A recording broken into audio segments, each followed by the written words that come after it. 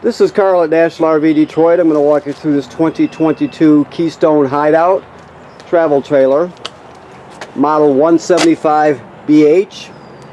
So this is not a floor plan video, it's a how-to video, so I'm just going to show you some of the features and how they work, okay? So obviously we have regular scissor type stabilizers. It comes with a crank. You have a power awning with an LED strip. This is the vent for the range hood. So if you're running the range hood, the fan in the range hood, you can just open this up so it flaps freely. Otherwise, just keep it shut when you're traveling or in storage, but you want to open that baffle up to vent it, okay? That's the furnace vent. These two panels here are service panels for the refrigerator. You don't really have to go in there. This condensation line should always be hanging out. You have power right there, 110 AC. This is your hitch. We'll show you how it operates when you pick up. It's a Husky centerline weight distribution hitch with built-in sway control, so it's a good one. We also have some cranks in here. Let's see what we got. We've got the regular crank for the stabilizers, and then we have your dump hose there. We have the smaller crank here, which is for your power tongue jack in case it was to fail. You can always still can get hitched and unhitched by unscrewing this cap and then using this crank on it. So if it ever fails, you can still get hitched and unhitched. Just use this. Okay. All right. This is just a hookup for if you wanted to purchase ZAMP. That's the product, a ZAMP solar panel to charge the battery. It's just it's sort of a portable charging kit.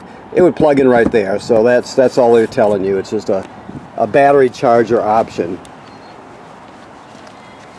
Okay, like we just discussed, you have a power tongue jack with lights. Okay, this is part of your hitch. We'll talk about that when you pick up, of course. This is the hood, the executioner's hood that goes over your hitch. This does not have a kill switch, I don't think. So yeah, you just have a deep cycle marine battery here. Alright. As we move around, oh, that's locked. That's the other side of your pass-through storage. Okay. You've got a 30-foot, 30-amp shore cord that pushes into the trailer, and then you pull it out as far as you need to, okay? We also give you an adapter to adapt the 30-amp plug on it down to a 20, so you can plug it in at home if you need to, okay? These are your dump valves here. Black is the larger one always. The larger valve's always the black one. The smaller one's always the gray one. Black, of course, is toilet water and waste. Gray is sink and shower water. Let me just look around here real quick. Make sure I didn't pass anything up. Nope, we're good. Okay. So, you have two ways to get water to the trailer. The most common way is city water hookup. You just put the hose on there, turn it on, you're all set. Now, if you're camping someplace that does not have city water hookups, if you're boondocking or whatever you're doing, and you don't have city water, you can pre-fill your fresh water tank right here. So you fill it up, and then you can use the onboard pump to pump the water. All the plumbing will still work as though you have city water. You'll just be pumping it from the tank, so you have that option also. This is your water heater. Okay. Right now it should be, yes. Well, there's still. When you get it, it will be empty and bypassed. So keep that in mind because the trailer will be winterized. We're still working on it right now. So when we ship it in this weather, because it's still freezing at times, you'll still get it winterized with antifreeze in it. The water heater will be bypassed and empty. Okay. The switches to control this are inside the trailer. I'll show you that.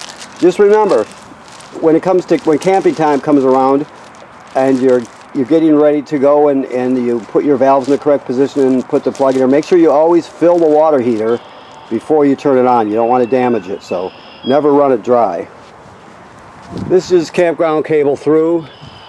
You have a backup camera on this. Okay. And while we're looking up, the manufacturers always state that every 60, 90 days you should inspect the roof, so you want to do that. Go up there and make sure there's no cracking or separation at any of the sealant. Make sure there's no damage to roofing material or roofing attachments by, let's say, low branches, which is probably the most common. And it could be road debris flipping up there, something like that, okay? So just get inspected regularly. It should be part of your regular maintenance. Okay, so we have lights here.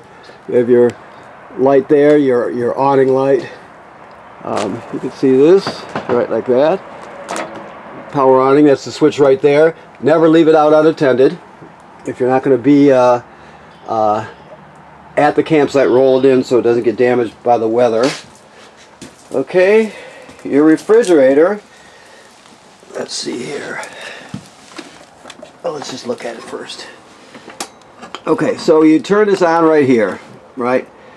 Now this has, let me go through the options. This is a gas absorption refrigerator, so it'll work on AC power, regular current, or it'll work on LP gas. So if you were you see right now this light says auto. Auto is where you want to use it.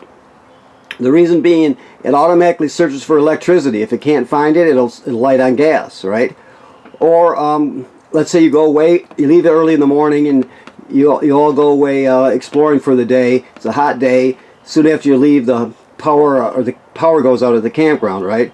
Well, it'll recognize that and automatically switch over and light it on gas for you, so you don't spoil your food. So auto is the best way to operate it. You can put it on gas if you want. Let's say if you're pulling it down the road, but just by pushing that button. If the check light comes on, it means it didn't light, so you'd have to do this and start it over again like that. But generally speaking, you want it on auto, okay? And to open it, you push this button with your thumb and go like this. Okay? This trailer looks like it's hardly been used. This is your furnace right here. So that means the thermostat will be right here. Okay? To shut it off, you want to click this all the way to the off position. You want to hear it click to the left. If you don't hear that click, then you didn't shut it off all the way. So to start it, you just put it on whatever temperature you want, and it lights automatically. It's you don't have to do anything but turn it on. Now when you shut it off, as soon as you shut it off, the flame goes out, but it'll still cycle. It'll still run for a couple minutes to finish its cycle up, okay? So that's normal. This is your water panel, basically. I told you about the water pump, right? So the water pump is right there. You're going to use that water pump to pump fresh water out of the fresh water tank if you don't have city water, remember. You also use the pump to winterize the trailer. Alrighty. To light your water heater on gas, it's a gas water heater, you just go like that. That's all you do. Just always remember, you want water in the tank before you turn it on. Check your battery, fully charged, fresh water. We're still prepping it, so it will be emptied out. All these will be emptied out. They graduate up in 1/3 increments as you go. Once you get past 2/3, you got to start thinking about dumping your gray in your black tank. Okay? Okay, these are TV hookups here. So the thing to remember, this is the TV hookup right here, for the coax. You want to turn this on. Let's see. You can see that. Hopefully, you can see it's green. You always want that signal booster to be on, like that. That's the digital signal booster for the antenna. If you don't have it on, you won't get a good picture. So always make sure you put it on. And also, they didn't have a TV in here. You can tell because they didn't put a bracket up. But there's a backer's plate for a bracket if you wanted to add a TV. Okay. Alrighty. So let me just look around a bit here. See what we have. You have some storage underneath the bed. You'll have some storage underneath the benches. Let's see here. I don't want to miss anything.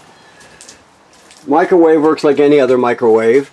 This is your range hood. Remember we talked about the baffle on the outside, so if you're running the fan, you want to open that baffle so it flaps freely. You also have a light on it. This you're just going to light with a lighter. That's all. You just turn it to the light position and click it with a grill lighter. Okay.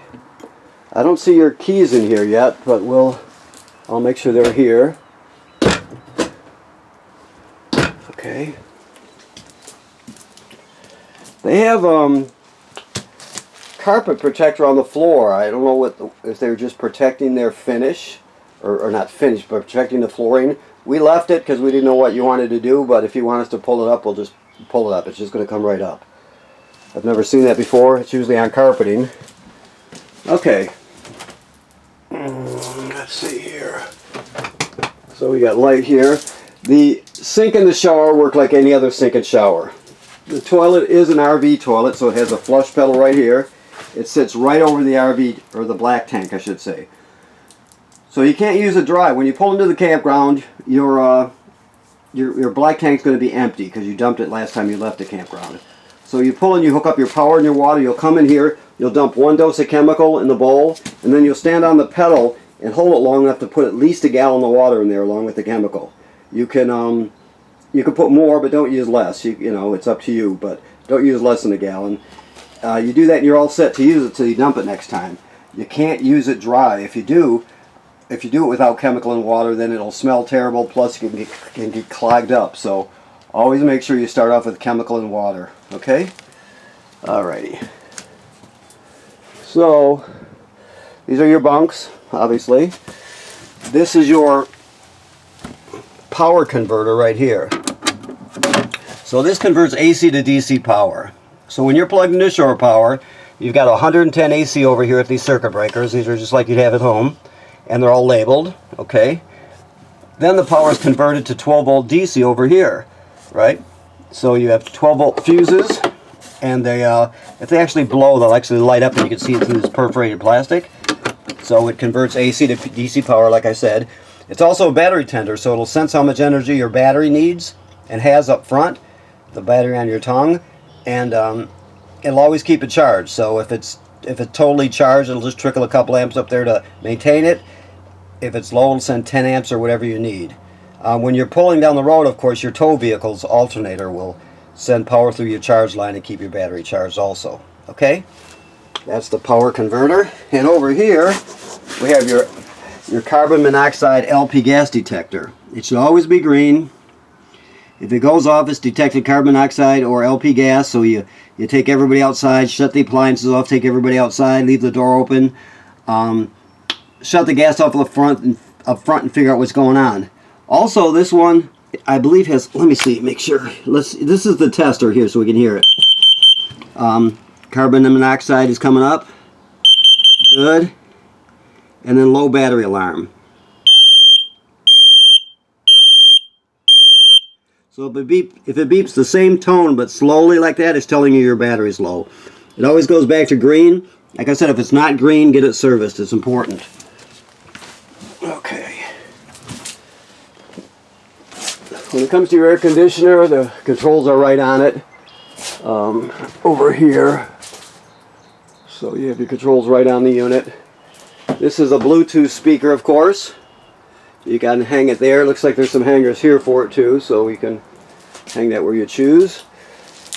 You can drop your table down by pulling the poles out and set the tabletop onto these cleats here, and then use the cushions to fill in the space and turn it into a bed. So you got 2 bunks. You got this as a potential bed, and then you have your main bed here. So you're in good shape that way. This, I noticed the sticker is off, but. Or I don't know where it was at. It's not even been applied to anything. But this right here is telling us that there is it's pre-wired for a digital signal booster. You can also get pay for cellular, but people don't do that. If they use it, they get the kit that consists of the antenna that goes on the roof. So on the antenna or on the roof, there'll be a place for an antenna to hook up. Then a router, a square box that is a router, will fit right there. And you're just basically a signal booster with a router for your Wi-Fi. So if you need something like that, it's an option. You just look at this thing here and it'll tell you where to go. It's made by Winegard. Okay. So it is upgradable to a better Wi-Fi system if you're interested. A lot of people go camping to get away from that stuff, so it's up to you. Okay, so I think that covers it. I want to thank you for purchasing your trailer here at National RV Detroit. Please remember what I said about inspecting the roof seals.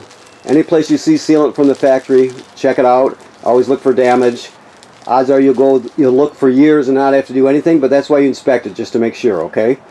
You're protecting your investment. Also, right now this is winterized, so you'll have to de-winterize it come springtime, okay?